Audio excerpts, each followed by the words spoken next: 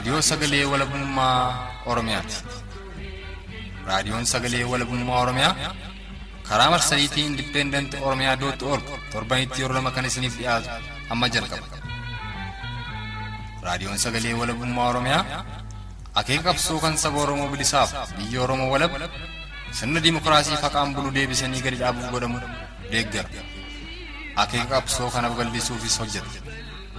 Birmadummaan Oromoo dafqa dhiigaaf lafee ilmaan Oromoon dhugooma jedhee amana. Dhaggeeffattoota isaas wareegama qaalii kanaaf kakaasuuf carraaqa. Kun Raadiyoo Sagalee Walabummaa Oromiyaati.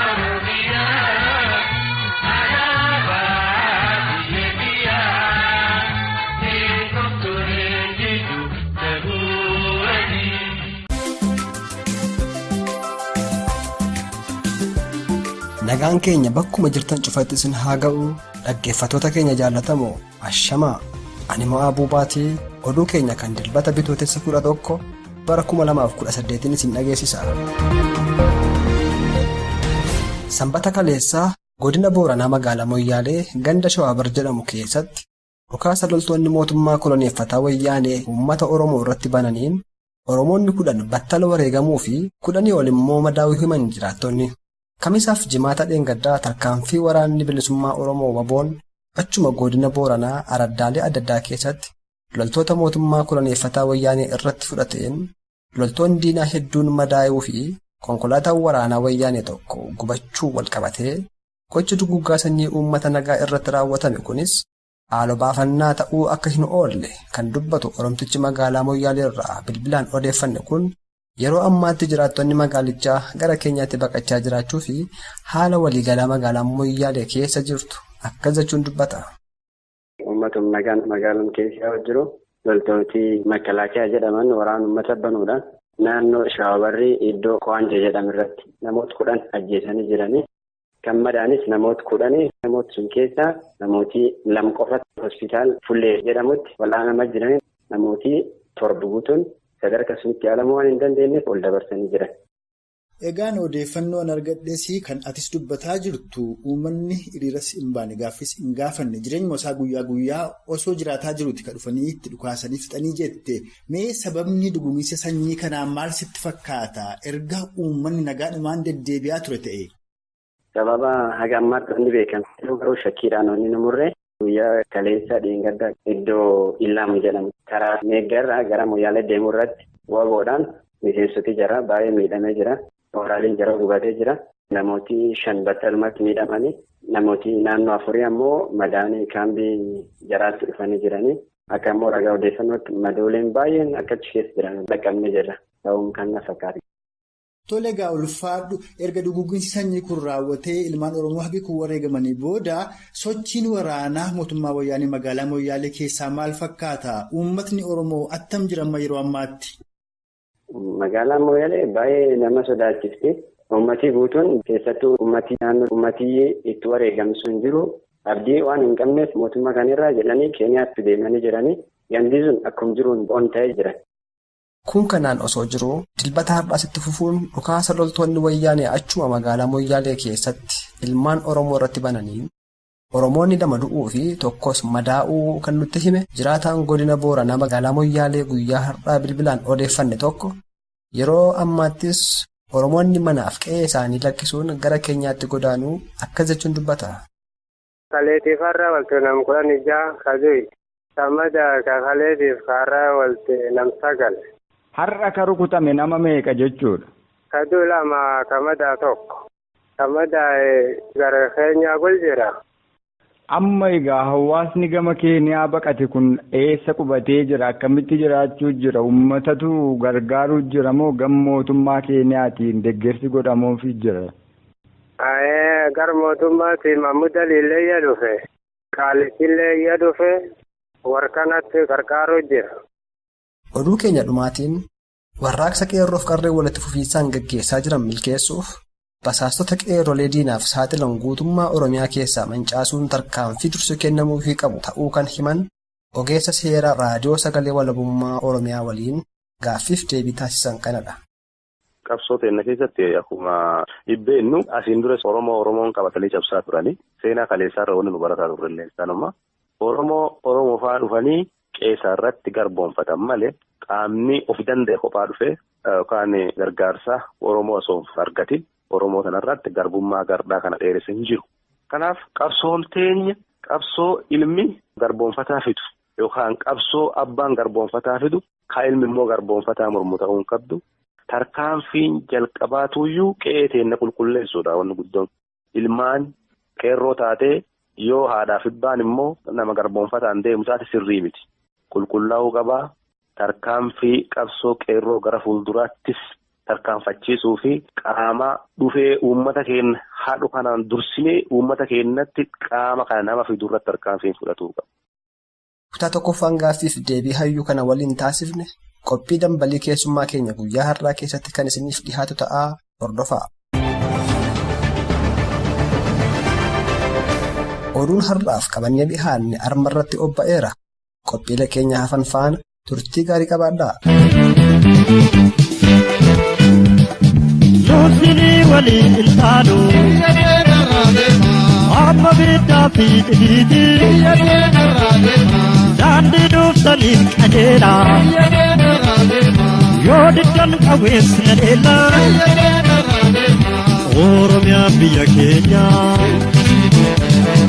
mallattoon saba keenya fakkalchaa nuti taanu yaamu malee bilisummaa malee jiraachuu nuti taanu yaamu malee garbummaa malee jiraachuu dhumti keeka'ee kolonii yeroo naaf biyyoofatu. Egaa akkuman oduu keessatti akeeke kanatti aansuun kan dhihaatu qophii dambalii keessummaati.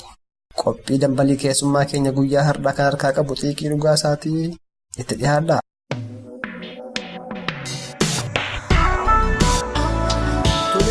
Ogeessa seeraa Oromoo yeroo ammaatti Oromiyaa keessa kan jirtanii fi dhimma nageenyaafis maqaa keessan dubbatuu kan barbaanne afeerraa raadiyoon sagalee walabummaa Oromiyaa isiniif godhisimatuun dhimma yeroo irratti nu waliin dubbatuuf sarara bilbila keenya irratti waan nu argamtaniif maqaa dhaggeeffattoota keenyaan guddoon isin galatoomfadha. Ayyee isinis galatoomaa. Tole egaa gara marii keenyaatti seenuudhaaf labsiin yeroo muddamaa kaalanaa kun osoo labsamin dura.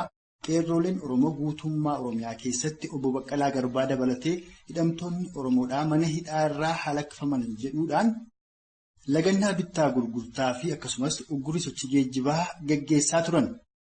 Kanaan wal qabatees abbootiin qabeenyaa Tigrootaa labsii qeerroorraa waan tarkaanfataniif qeerroon Jimmaa tarkaanfiiwwan muraasa irratti fudhatanii turan. Kana irrattis loltoonni Wayyaaneedhaa dhukaasa ilmaan Oromoo irratti bananiin qeerrooleen Oromoo kaan du'anii kamadaan 1-2 miti. Haa ta'u malee aangoonni Qophii tarkaanfii sana dura akka waan aantummaa uummataa qabanitti dhiyeeffamaa turan yeroo tarkaanfiin kun fudhatamu ammoo faallaa sanaa ta'aniiti kan isaan argaman. Innis maalii tarkaanfii qeerroon fudhate sirrii miti mootummaanis qaamota badii raawwatan irratti tarkaanfii seeraa fudhatuu qabaa jedhanii kan dubbataa turan faatu jira. Kabiraan ammoo fuula marsaalee hawaasummaa garaagaraa irratti wal dhaga'uu dhabuun keenya rakkoo biraaf nu saaxilaa jira kan jedhu faatu ka'aa ture. Meegaa aangoonni Qophii yeroo sanatti dubbii akkanaa dubbatan kun labsiin yeroo atattamaa kun labsamuusaa keessaa kan harka qabanii fi yeroo labsamutti ammoo akka waan keessaa harka hin qabnee fakkeessuu fi waan dubbataa turan hin fakkaatu. Akkasumas tarkaanfiin qeerroo Jimmaan fudhatame yoo attamitti ilaalama? Qabsoo jechuun maali?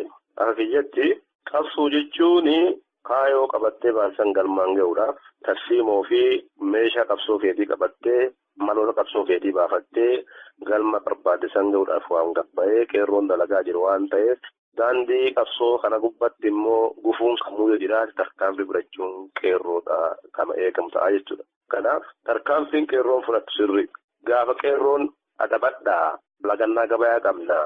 Cufatuu qabdaa, konkolaataa kiraabsisatuu qabdaa jedhanii gaafa isaan labsii dabarsan labsiisan cabsuun sirriin turre. Kanaafuu qeerroon tarkaanfii fudhachuun isaa yoomiyyuu dirqama. Maaliif labsii isaaniitu cabe waan ta'eef jechuudha. Kaan immoo labsii yeroo muddamaa kanaan wal qabatee gaafa san tarkaanfii qeerroon fudhatte kanarraa wal qabatanii obbodiyoolleen ibsisaan kennan jira Dr. Abiyyi fa'aa tarkaanfiin qeerroon fudhatte sirrii miti ka jedhu kan dubbataa turanii. even tarkaanfii barbaachisu akka fudhannu hin dirqamna akka jechaa turanii quba qabna. Inni kun baay'ee isaanitti dhaga'ame gaafa immoo uummanni walakkaa miliyeenaa kun du'ee kun cabee kun qaama hir'atee gaafa inni qeesaan irraa buqqa'utti haalli akkasii sun hin turre ka amma gabbaanii adda agarsiisuun maali ta'uun kun dhuguma dubbannaa yoo taate koomandi poostiin ta'ee sisteemiin bulchiinsa biyya kanaa kan ture kun uummata biyya kanaa walqixatti ilaalaa jira. Walqixatti seera itti baasee seera saniin bulchaa jira. Kan jedhu kan agarsiisa. Walumaa galatti ilaallu jechuudha. Maaliif gaafa ilmaan Tigraay namni lama miidhaa irra dhaqqabe jedhu miidiyaan isaanis ta'ee qaamni olaanoon bulchiinsa mootummaa kanaas ta'ee gabbahanii miira keessa seenanii dubbatu gaafa immoo uummanni miliyeenaa olii waan hunda dhabee dirree irra gadi bahu wanti dubbatamu hin turre. Wanti uumamees hin turre. Isaan biratti jechuudha. Kanaaf kun maal nu agarsiisa? Akkuma amma isin kaasuuf yaalisanii koomandi poostii kanas ta'ee fedhii uummata bal'aa kanaa eeguu osoo hin taane fedhii murnootaa isa eeguudhaaf ammas. Kun maaliif caaseffamuma koomandi poostii sanuu keessaa uummanni bal'aan Oromoo kun hin jiru. Qe'uma firii irratti akka isaan isaa wajjin hojjetan yoo godhame malee giddu galeessa irraa ka'ee hamma kutaa opereeshinaa sanatti jiru Oromoon keessa kan jirredha. Koomandi poostiin kanaafuu dhimmi kun dhugumaan guutuu biyyattii irratti sababa sablammoota maraayyuu nagaya isaa eegsisuuf osoo hin taane uummata Oromoo teessituudhaaf labsame. Oppodiyoon immoo pireezidantii 100 labsii yeroo muddamaa labsuu keessallee gahee qabdi. Fudhattes jirti. Gabbaaniisuma sirriidhaa fudhannee jira jechuu dadhaban malee. Labsamuun duratti guyyaa lama akkas dursanii hoogganoonni oppodiyootuyyuu warra paarlamaa marachiisaa turanii fudhatuu qabdanii sirriidhaa jedhaa akkasitti miseensota paarlamaa sana sossobaa turani akka isaan dabarsaniif. Ibsoonni mootummaa federaalaa irraa kennaa turanillee akka dhaabbileen afuran hundumaa fudhatan itti yeruma sanuyyuu kan dubbataa turan jechuudha. Kanaafuu oppodiyoon dhaabbilee kanaa ala jirti hin jirtu. Kanaafuu oppodiyoon pireezidantii 100 fudhattee jirti jechuudha. Tole egaa erga aangoonni oppiidiyoodhaa labsiin yeroo muddamaa kun ilmaan Oromoo irratti labsamuu keessaa harka qabu jennee gama biraadhaan ammoo yeroo kaleessa loltoonni komaandi poostii godina Booranaa magaalaa Moyyaalee keessatti ilmaan Oromoo irratti duguuginsa sanyii geggeessanii kan warri oppiidiyoodhaa dubbatanii ilmaan Oromoo lubbuudhaan darbanii fi gadda nutti dhaga'ame ibsannaa akkasumas qaamota gocha akkanaa raawwatan seeratti dhiyeessinaadha kan isaan jedhan. Gama biraan ammoo qaamni yakka kana raawwate dogoggoraan goonee jechaa jira. Mee jechi isaanii kunii fi gochaan isaanii ol fakkaataa qaamni isaan seeratti dhiyeessan kunoo kam laata? Hanga labsi yeroo muddamaa kun labsame as dhuguma tarkaanfiin hammeenyaa, tarkaanfiin gara jabeennaa, tarkaanfiin duguuggaa sanyii ta'uu danda'u kan Oromoo irratti xiyyeeffate bakkoota adda addaatti fudhatamaa jira. Dhugaadha. Kaleessas naannoo Moyyalee irratti kanuma kan uumame. Kuni haariyaa miti. Wagguma kana keessa iddoo adda addaatti akka Calanqoo, akka Mirreessatti, Naqamtee, Gimbii naannoo hedduutti raawwatamaa dhufee jira. Raawwatamas jira. Har'a gardadde jechuudha. Isuma raawwatan kana tarkaanfii kaleessa fudhatan san dogongoraan fudhanne qaama kana raawwates immoo seera dhiyeessina. Yani gaafa gabbahani ka dogongori isaanii isaantu seera dhiyaatuu qaba. Gaafa fi dogongoranii ka seera nama dhiyeessus isaanuma akkamitti seera dhiyaatuu danda'a. Ofii isaanii seera harka kennatumoo ofii dogongorre jedhu qaama kana keessa jiru immoo harka seeraan dhiyeessina. Qaamni kana keessa jiru isaanuma. Kanaafuu qaamni silaa seeran nama dhiyeessu jedhu kunoo isuma ka seera dhiyaachuu malee humni waraanaa sun bari ajaja koomandi poostii diine ka dhaqee nama kana fite.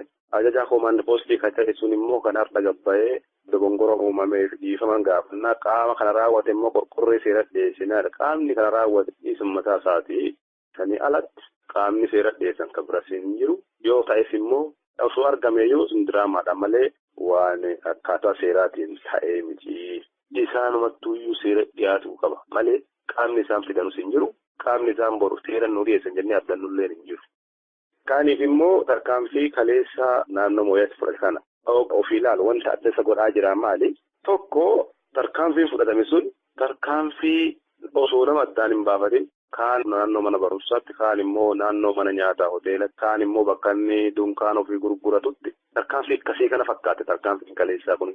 Garuu tarkaanfiiwwan waggaa sana Oromiyaa keessa fudhatamaa turan hunduma keessaa isa kana adda godhu oppodiyoo fi warri koomandi poostii illee nu walumaa qixa gabbaanii gaddinee jedhanii gaddessachuu isaaniiti.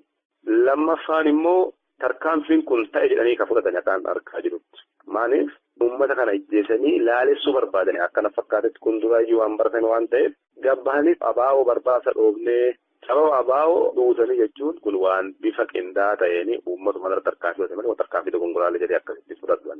Bikoos asoo dogongora ta'ee hoteela keessan nama ijjeessan suuqii nama gurguratu ijjeessan nama ammoo mana barnootaa deemutu ijjeessan kun tole jedhamee tarkaanfii akka ofii baratanitti abaa'oof uummata wal tammeessuudhaaf kan yaadamee godhan garuu uummatis itti bareera waan ta'eef waan milkaa'uu kanatti fakkaatu isaaniyyuu akka sagantaan isaanii feel godhe agganeennaan gabbaaniiti amma dogongoraadhaa jiru jechuudha. Egaan yeroo mootummaan koloneeffataan wayyaanee walitti fufiinsaan duguuginsa sanyii Oromoo irratti raawwataa jirutti Oromoonis harka duwwaa ta'ullee warraaqsa isaa geggeessaa jira aarsaan kafalamaa jirus deebisaan qabu. Akka fakkeenyaattis laguu bittaa gurgurtaa fi uggurri sochii geejjibaa torbee darbe irrattis hanqina tarsiimoo mudateen injifannoon argamee fi wareegamni kafalamee waliin madaaluu warra jedhantu jira. Kanaan walqabatees gara fuula duraatti tooftaa fi tarsiimoon warraaqsa Oromoo jijjiiramuutti dabalataan yoo hidhannoon hin tumsamne injifannoo argamurra dhaloonni egeree Oromoof Oromiyaaf murteessaa ta'e kun rakkoo irra hamtuuf saaxilamuuf deemaa jechuun namoonni sodaa qaban gama garaagaraan ibsataa jiru. Mee isin gama keessaniin tarsiimoo fi adeemsa warraaqsa qeerroo fi qarreen adeemsifamaa jiru kanarratti yaada attamii qabdu? Lagannaa gabayaatii fi akkasumas daandii cufuu guutummaa Oromiyaa keessatti torbee dabran keessatti argaa waliin turre. Lagannaan gabayaa kun naannoo baay'ee irratti hojiirra kan oole bifa milkaa'aa ta'een beekte. Lagannaan kun jabinnas akkuma qabu dadhabinnas qabaachuu ni mala. Hagaa keessa deemnee haala lagannaa gabayaa akkasumas daandii cufuu kanaan wal qabatee haalli ture tokko akka jabinatti nu kaasuu dandeenyu darbee iddoo tokko malee guutuu Oromiyaa keessatti haaluma wal fakkaataadhaan kan jalqabame daandii cufuun kun. Kun akka ciminatti kaasa maaliifi uummanni Oromoo akkana goonaa jedhanii murtee darbu fudhatanii murteessanii ittuma jiru mararrattuu namnu hojiirra oolchuu jalqabuun isaa uummata Oromoo jidduutti wal dhageettaan dhufuusaa kan agarsiisu. Gama kaaniin lagannaan gabayaa kun kaayoon isaatu ikoonoomii mootummaa wayyaanee kana dadhabsiisuu waan ta'eef guyyaa sadan cufame san keessatti ikoonomiin mootummaa wayyaanee kun haalaan dadhabee kan laamshe ta'uusaa miidiyaaleen hedduun gabaasaa turanii akkuma waliin argaa turre. Kun milkii achirraa arganne keessaa tokko. Jabinni isaa hedduurraa haasa'uu dandeenya. Garuu akkuma jabinni isaa haasa'uun dadhabbinni isaa bakka tokko irratti mul'ata.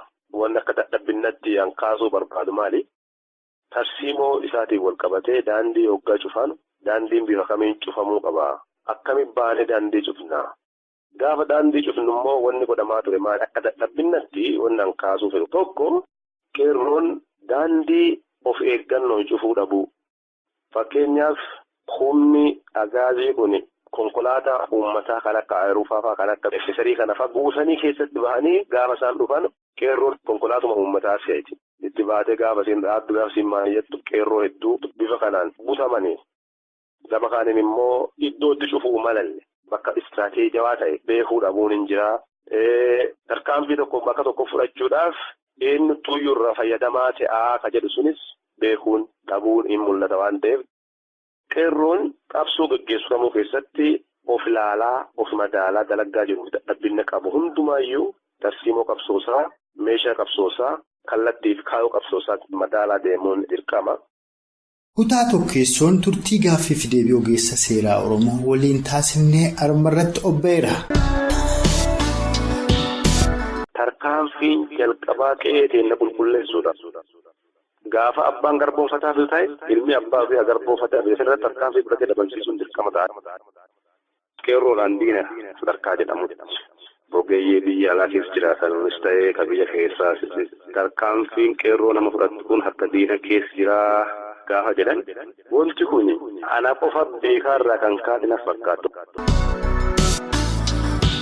Dubbiin olitti dhageessan kun ammoo kutaa lammeessoo sagantaa keenya itti aanuun isiniif dhiyeessinu keessaa ijoo dubbii fudhanne yoo ta'u guutummaasaaf kan walitti deebinu ta'a. Kanatti aansu nama kun isiniif dhiyaatu dhaamsa raadiyoo sagalee walabummaa Oromiyaatii dhaamsi itti fufa.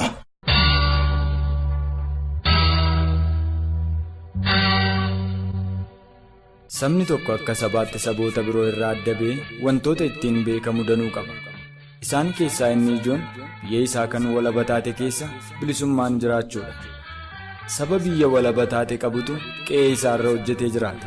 Saba bilisummaa qabutu aadaa, duudhaa, eenyummaa, amantii fi siyaasa isaa dagaagfata. Sabni walabummaa biyyaa fi bilisummaa mataa isaa diinaan mulqame isaan kana hunda hanqata. Sabni walabummaa fi bilisummaa isaa dhabes saba koloneeffatamedha.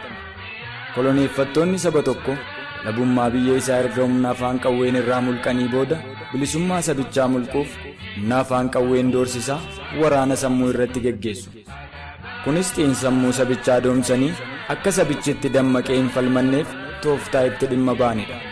Egaa sabni koloneeffatame kan inni falmatu walabummaa biyya isaa koloniin dhabee fi aadaa, duudhaa, amantii, eenyummaa fi siyaasa isaa koloniin mancee deebifachuufidha qabsoo inni taasisu.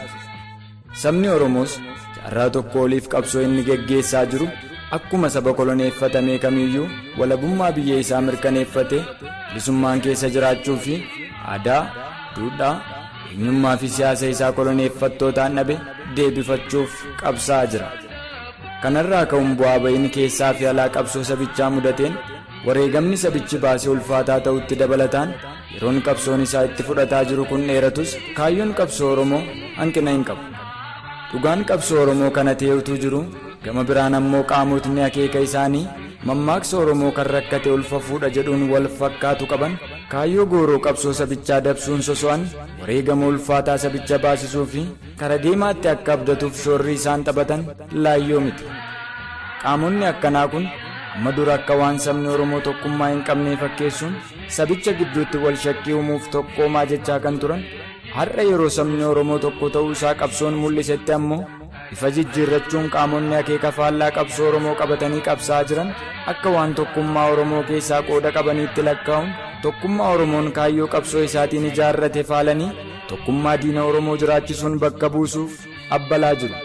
Fakkeenyaaf qeerroo ittiin dadhabsiisuuf caasaa foollee qeerroo keessatti ijaaruun qeerroo basaasisanii wal shakkiin qeerroo gidduutti akka uumamuuf tooftaa maqaa tokkummaan itti dhimma ba'amaa jiru keessaa isa tokko. Haaluma wal fakkaatuun Oromoo ajjeesaa fi ajjeesisaa waan waliin dhabne malee waan irratti wal dhabne hin qabnu jechuun diinummaa isaanii maqaa tokkummaa jedhuun haguuganii qondaaltota oppiidiyoo akka fira qabsoo Oromootti lakkaa'uuf tattaaffiin godhames qaama shiraa maqaa tokkummaan qabsoo Oromoo laamsheessuuf godhamaa ture keessaa isa tokko. Haaluma wal fakkaatuun miidiyaaleen maqaa Oromoon dhaabbatan kaleessa deeggartoota walabummaa of fakkeessuun hawaasa biratti dhageettii guddaa erga argataniin booda har'ammoo qabsoo karaa nagaa dhaadessuun sabicha dukkanatti dhiibaa kan jiranii fi qaamonni impaayeratti dimokiraatessina jechuun duula afaan faajjii taasisaa jiran rakkoon Oromoo dhukkuba kolonii ta'etu jiru sabni Oromoo mallattoolee koloniitti akka xiyyeeffatu taasisuuf yaalaa jiru. Kunis wareegama sabichatti heddummeessuun kaayyoo gooroo qabsoo isaa galiin akka hin geenye taasisanii abdii murachiisuun gara ofii fedhanitti maksuuf shira xaxamaa jirudha. Yaa uummata Oromoo kaayyoo qabsoo kee irraa akka ati abdii murattuuf wareegama sitti heddummeessuun galiin kee akka warraafatuuf gufuu qabsoo keetti ta'aa kan jiran qaamota impaayera Itoophiyaa jiraachisuuf abbalan of keessaa maksi warraaqsa kee finiinsi. Qaamota kaayyoo keef diinummaa qabu qabatanii maqaa kee moggaafachuun kan siif qabsaan of fakkeessan irraa furmaanni ati eeggattu kan hin jirre ta'uu beekte kaayyoo gooroo qabsoo kee galiin gaachuuf warraaqsa kee finiinsuu maddiitti bakka jirtutti walitti siquun wal mari'adhu wal ijaari jaarmiyaa qabsoo hidhannoo jabaa fi hoggana murataa of keessaa horachuun biyya kee afaan qawween koloneeffatamte afaan qawween walaboomsadhu bilisummaa mataa kees mirkaneeffadhu kan jedhu dhaamsa raadiyoo sagalee walabummaa Oromiyaa kan guyyaa har'aati. Oromiyaan ni walaboomti, Oromoon ni bilisooma. Raadiyoo sagalee walabummaa Oromiyaa.